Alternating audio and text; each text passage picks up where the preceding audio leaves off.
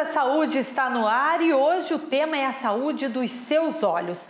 Eu converso aqui com o Dr. Leon Gruppenmacher, oftalmologista, mestre em oftalmologia pela PUC Paraná em Curitiba, responsável pelo setor de córnea e plástica ocular da PUC Paraná e também chefe do serviço de oftalmologia do Hospital Evangélico Mackenzie em Curitiba.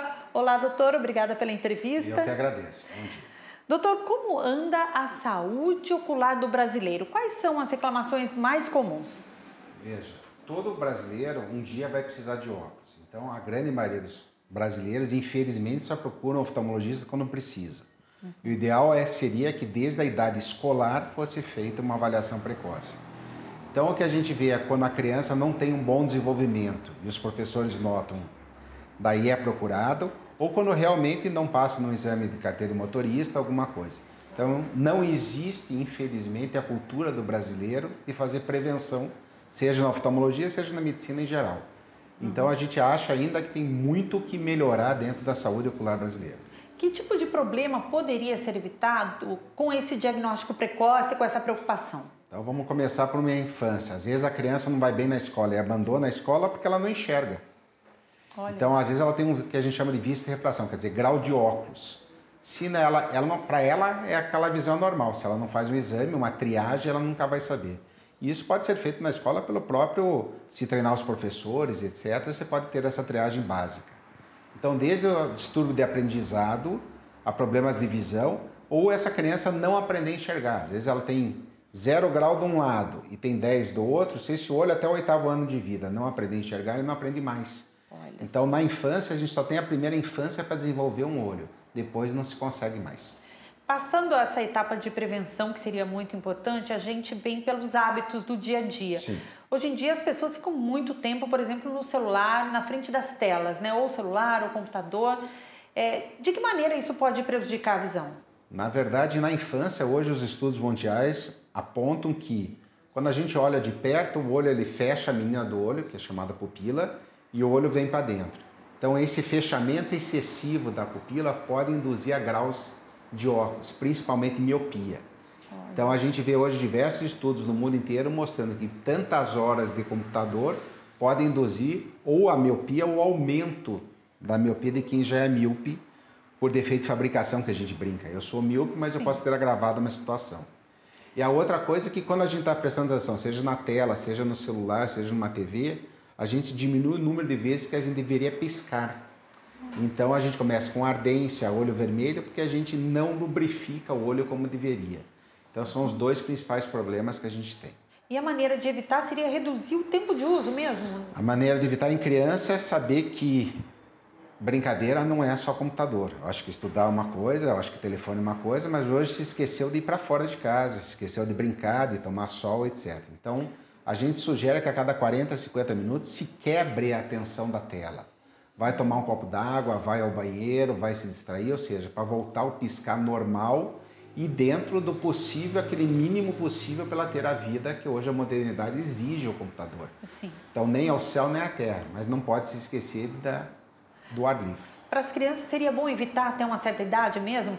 Tem uma idade, por exemplo, Não tem uma idade, celular... e sim o tempo de uso. Entendi. A gente saber dosar o tempo e nós esquecemos as brincadeiras antigas, mais uma vez falando. Então, o tomar sol é importante para a visão, o sair na primeira infância é importante para a visão e hoje a criança fica restrita dentro de casa, do apartamento, só olhando tela de computador. Exatamente. Doutor, outra questão muito importante que preocupa, né, as pessoas é a presbiopia. Eu queria que o senhor explicasse exatamente o que é a presbiopia. Presbiopia é o envelhecimento do olho. Você pensa no olho como se fosse uma máquina fotográfica. Por exemplo, quando a gente quer aproximar a visão da máquina, o que a gente faz? A gente gira a lente para dar o zoom, para chegar mais perto, dar o foco.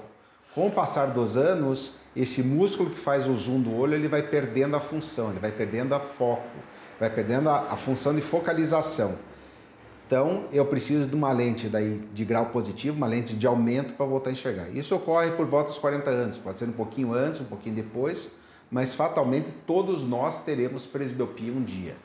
Então, e é isso que às vezes a criança, como tem a focalização muito forte, ela não reclama. Às vezes ela tem um grau e pouco, e para ela compensa.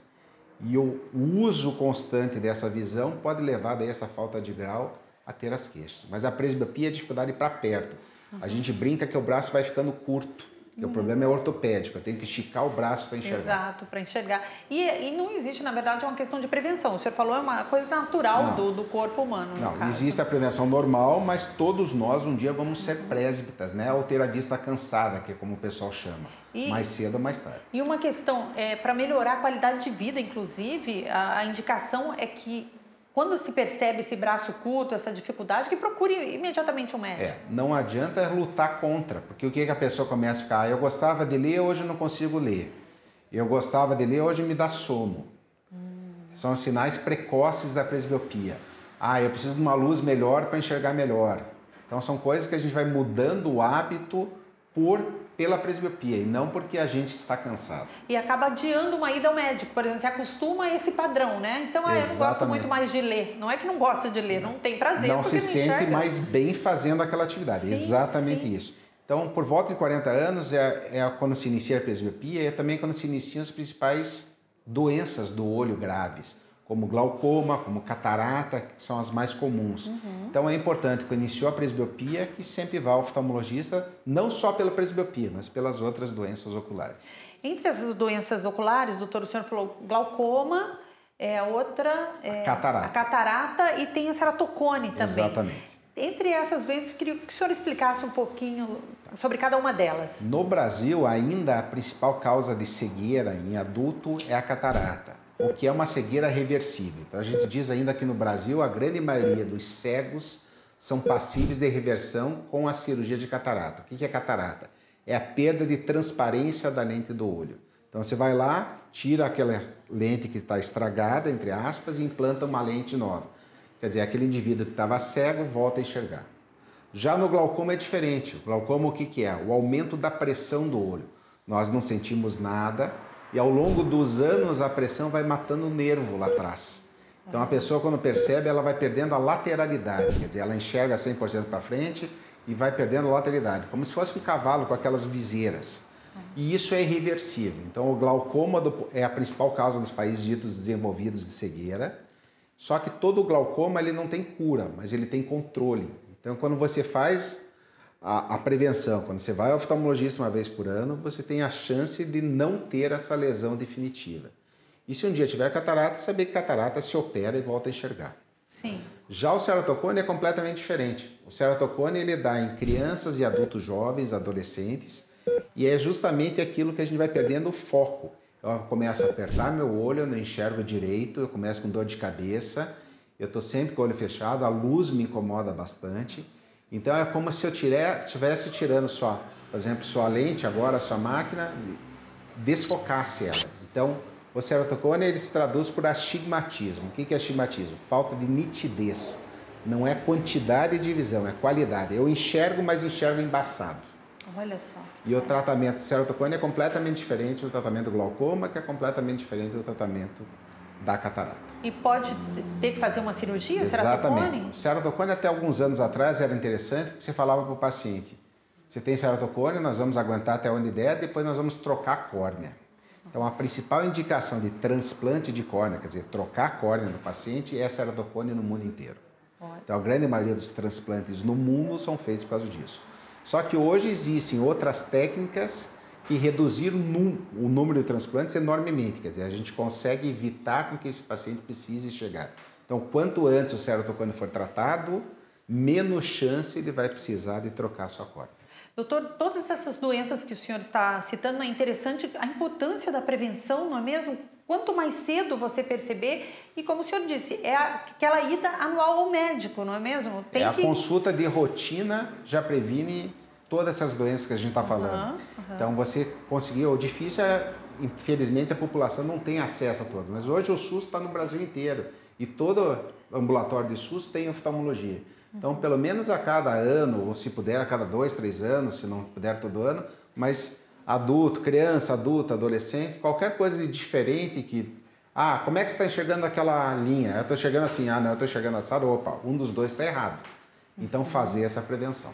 Como o senhor disse, né, nós aqui da TV Evangelizar falamos para todo o Brasil. Todo o Brasil tem acesso ao SUS. Sim.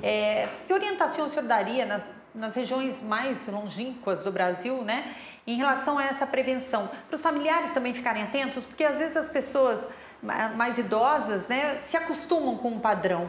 Então, depende também das pessoas da família estarem atentas à saúde da pessoa. Sem dúvida, porque veja, a partir do momento que eu não estou enxergando bem, eu não tenho vontade de me levantar, não tenho vontade de fazer as atividades que eu fazia normalmente, não tenho vontade de caminhar, eu não tenho vontade de fazer os afazeres domésticos simples. Por quê? Porque eu estou com dificuldade. Então, houve uma mudança comportamental nesse indivíduo, vê se a oftalmologia, quer dizer, se o problema do olho também não está relacionado a isso, porque a pessoa perdeu a vontade de fazer, ela ia no poço, colher só água, ela ia na sua lavoura, talvez ela não esteja ainda porque não está segura. Começou a cair, ele está ficando velho, ele começou a cair, teve uma queda. Talvez esteja caindo porque não está enxergando direito. Então essas mudanças de hábitos e comportamentos são um dos sinais de procurar um oftalmologista. E em relação aos pais ficarem atentos também aos filhos, às crianças, ao comportamento das crianças, Eu acho que os pais, mas principalmente os educadores. Se na escola, que hoje a grande maioria dessas crianças ficam sem o convívio do pai direto, diário, o dia inteiro, porque os pais estão trabalhando, mas se na escola, se essa criança tem dificuldade de aprendizado, ela está com dificuldade de alfabetizar, ela está com dificuldade, quer dizer, a turma está caminhando, ela não está, fazer realmente a triagem se essa criança não está com problema visual. Às vezes você muda o futuro dessa criança fazendo ela enxergar. Olha só. Doutor, muito obrigada pela entrevista. Tenho certeza que essas informações vão ajudar a todas as pessoas, não é? É importante estar atento a essa questão da saúde ocular. Não é? Eu que agradeço. Obrigado. Obrigada. Este foi o Assunto é Saúde. Até a próxima.